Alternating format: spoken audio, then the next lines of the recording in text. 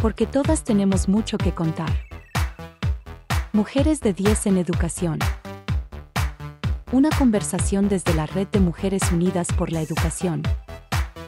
Acompáñanos a conocer los retos, aprendizajes y desafíos de las mujeres que construyen la educación todos los días.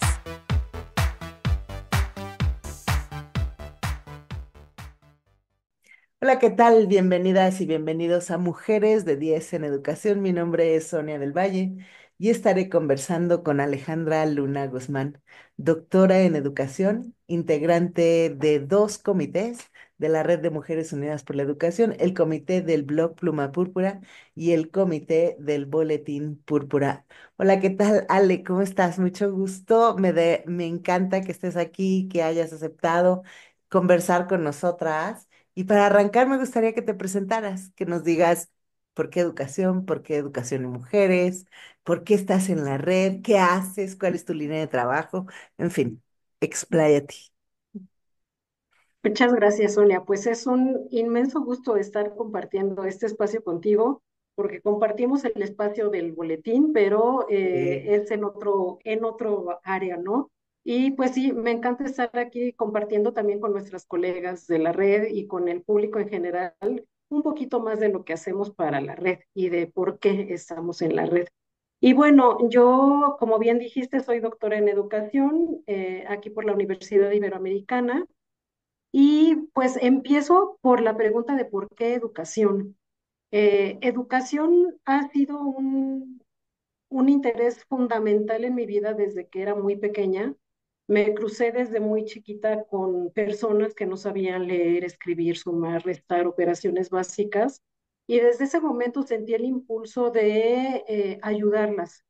Yo sentía que si no tenían esas habilidades iba a ser muy complicado para ellas poder pasar del momento en el que se encontraban. Y entonces me empecé a dedicar desde muy chiquitita a la enseñanza de la lectoescritura y de pues matemáticas muy básicas, ¿no? Oye, ¿pero Y qué? de ahí ¿Hacías pues escuelita en tu casa o cómo? ¿O sí, haz de fuera o cuenta en la que colonia o qué? no sé si conociste unos libros que se editaron hace muchos años, porque bueno, esto ya llovió, que Ajá, eran de la SEP, pero eran específicos para adultos. Entonces era tal cual como ajá, un libro de texto de los que nos entregaban en la primaria, con ajá, temas muy similares y estaban de primero a sexto, pero te los repartían en los supermercados, en los súper. ujú. Entonces, mi mamá llegó muy feliz un día con su bonche de libros de primero a sexto. Yo fui lectora desde que aprendí a leer, fui lectora, entonces los agarré feliz, me maravillé y entonces era esa provocación de que a la mínima persona que me dijera o que me enterara que no sabe, por lo general eran las chicas que ayudaban en la colonia, en las casas Ujú. trabajadoras de las casas que pues no tenían esta facilidad. Por lo general eran pues jóvenes, muy jóvenes de 14 años, 16 que venían de zonas de Oaxaca, del interior de la República, y que no habían tenido esta facilidad de asistir a las escuelas, ¿no? Y entonces yo decía, no, pero ¿cómo? O sea, no puede ser que no puedas disfrutar estos libros que yo disfruto tanto, ¿no? Y entonces con estos libros era, a ver, mira, ven, después de comer era de que no te vas a ver, ven, siéntate, ¿no? Y entonces sí empezaron a hacer como que de boca a boca entre ellas mismas de que les estaba enseñando, porque la verdad es que me iba muy bien, aprendían bastante bien, ¿no?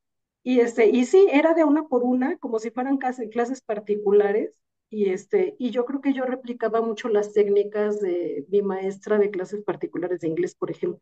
Entonces era muy buena, era muy dinámica y yo creo que yo le copiaba, así como que aprendí a ser maestra con ella primero, ¿no? Oye, y luego estudiaste para ser maestra, ¿cierto? ¿Esa es como tu primera carrera o no? Primero estudié lenguas, ajá, primero estudié lenguas, que obviamente allí te enseñan didáctica de la lengua. Soy licenciada en letras inglesas por la UNAM, Ujú, pero sí, o sea, nunca dejé de dar clases y antes de terminar la licenciatura yo ya estaba dando clases formalmente en contextos, pues en escuelas de idiomas precisamente, ¿no?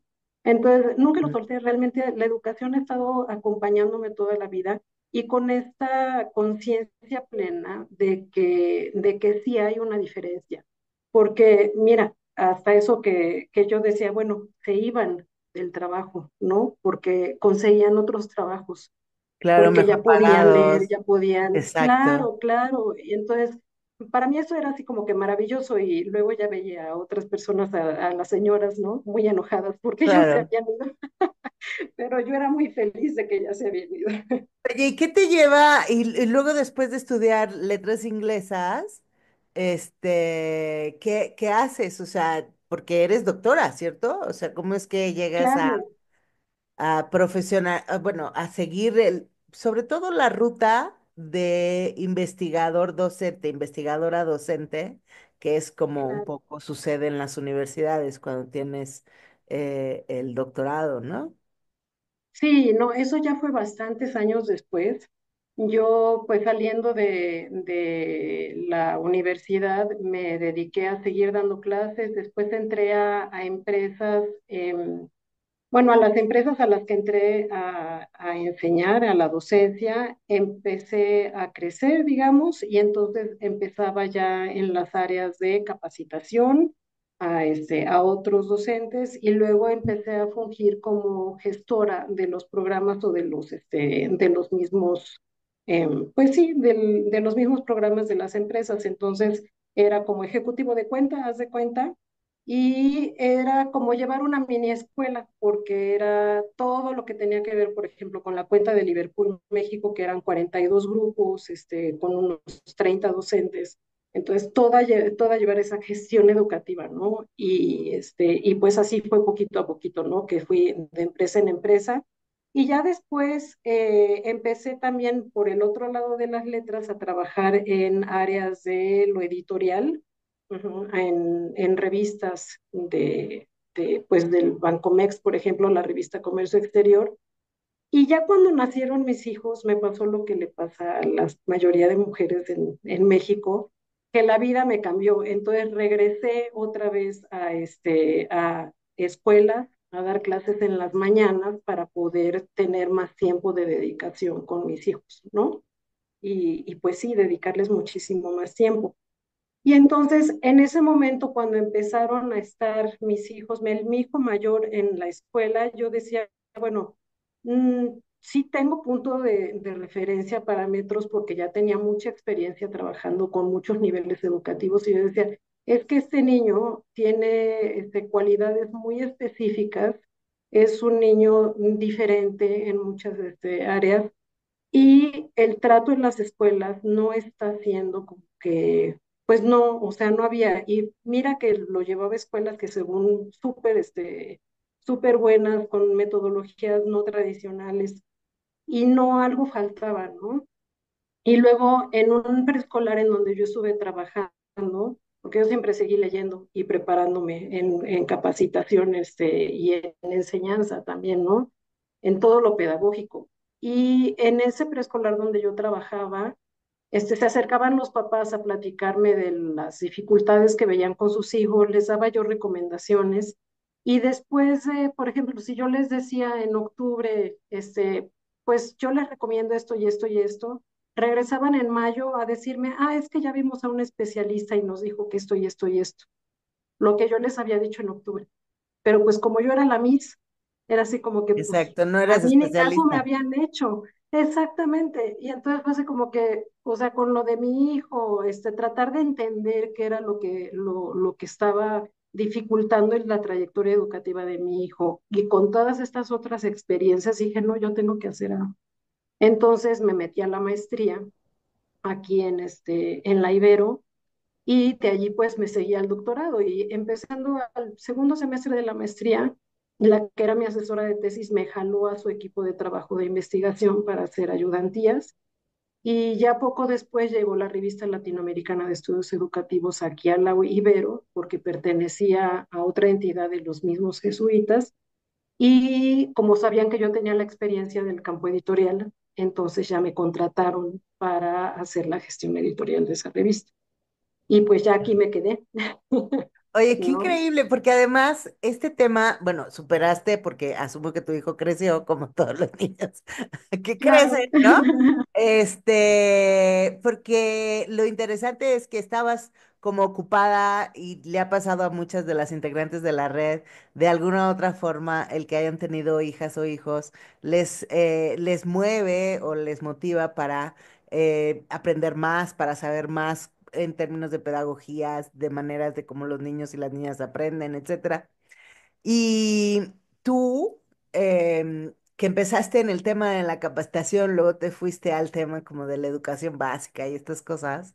Ahora regresas porque tienes una línea de trabajo bien interesante en el tema de formación de formadores, le llamas. Ya nos vas a contar de qué se trata, pero asumo que regresaste con los adultos nuevamente, ¿no? Claro, de hecho mi trayectoria fue exactamente al revés. Empecé con los adultos, Sí. después empecé adultos en mi casa, ¿no? Sí. Después fue a nivel universitario los primeros trabajos que tuve, ejecutivos, luego universitarios, luego prepa, me salté secundaria, luego primaria, alta primaria, baja preescolar. Cuando yo terminé en preescolar ya tenía mucha experiencia de otros niveles educativos y yo veía el mismo problema que yo había visto desde esos adultos mayores, los veía Mm. en los chiquititos. Y también fue otra cosa que dije, no, o sea, esto tiene que tener un origen, una causa, ¿no? Porque además son problemas en común, ¿Cómo también que cuál? encontramos y que se repiten. Pues la dificultad para la lectoescritura, por ejemplo. Ah, ya. Sí, la dificultad para las matemáticas, digo, los resultados de las evaluaciones, no nos mienten. O sea, esos son problemas que ya tenemos de allí y que yo Y que decía, no ¿cómo es son posible? problemas, estarás de acuerdo que no son problemas de las niñas y los niños, sino de quienes No, enseñan, claro. es la forma en cómo les enseñan. Exactamente, y justo de ahí es que ahora estoy coordinando la licenciatura de pedagogía y obviamente con toda la formación que tengo desde el doctorado, desde la maestría y desde la inquietud que tenía desde chiquitita, es así como que no, o sea, lo que nos surge es preparar a gente que sepa mediar este proceso de enseñanza-aprendizaje de la mejor manera para pues para todos, a lo largo de la vida, desde que estamos en el vientre materno, ya es una cosa, súper, súper importante, ¿no?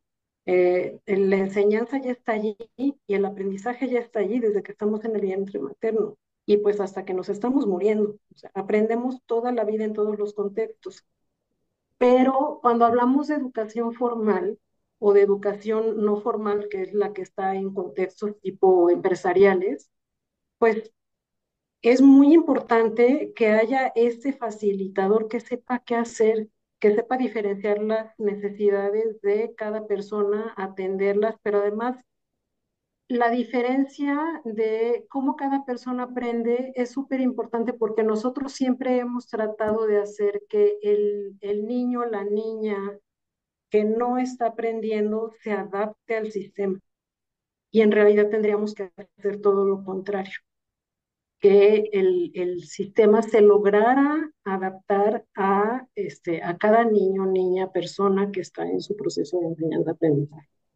Oye, y este proyecto, hay diferencias entre hombres y mujeres, o sea, están más interesadas las mujeres en aprender para formar a otras personas que a su vez enseñen en las escuelas, o porque la profesión está bastante feminizada, entonces eh, Claro, no sé si sigue siendo así y claro. hay muchos más, o sea, hay más interés de las mujeres en ser maestras o formadoras de otras maestras que interés de los hombres.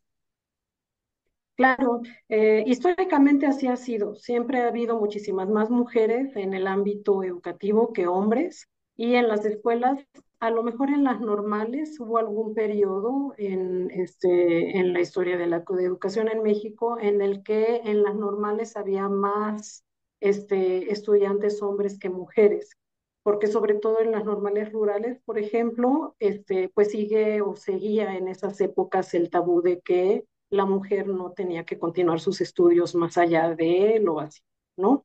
Mm. Pero actualmente, incluso en las normales, ya hay más presencia de mujeres que de hombres.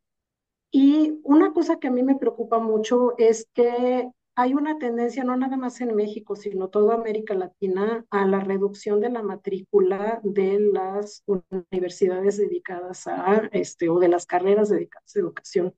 Llámese pedagogía en específico, ciencias de la educación, para las normales también, públicas y privadas, porque uno pensaría en las privadas que tiene que ver con los costos, y obviamente sí, una parte es eso, pero también se está dando en las públicas. Ya. Entonces, a mí eso me pone muy, pues muy mal realmente, porque digo, no es al contrario. Tendríamos que estar sembrando esa semilla porque finalmente, si uno aprende a aprender de la mejor manera, imagínate lo que seríamos capaces de hacer, ¿no? En toda nuestra vida, teniendo esa capacidad muchísimo más desarrollada que con todos los traspiés que damos en nuestra trayectoria educativa. Y también profesional, porque de pronto llega un momento en que las personas, no sé, se encuentran a los 45, 50 años y dicen, no sé, los despiden de un último empleo, por decirte algo, a los 50, 55 y dicen, ¿y ahora qué voy a hacer? ¿No? O sea, porque Claro, como que nunca se han renovado, como que estamos, como que salimos del bachillerato, perdón, de la licenciatura, a la maestría, el grado académico al que hayas llegado. Y ya como que se meten a trabajar, como que ya saben hacerlo bien o se profesionalizan en eso. Y como que nada, como que no hay más nada que aprender, ¿sabes? Todavía hay muchas personas claro, así, ¿sabes? claro. Y también hay como que un círculo perverso por el otro lado de coleccionistas de títulos que no Ujú. los ponen en práctica, que es así También, como que el acaparamiento de, pero se queda en papel, ¿no? sí, es cierto. No hay ese ir más allá y es como que un nada más llenar el currículum para que me contraten más fácil o conseguir un mejor empleo mejor pagado, que está muy bien, querer un mejor empleo mejor pagado, pero no debería ser el fin último.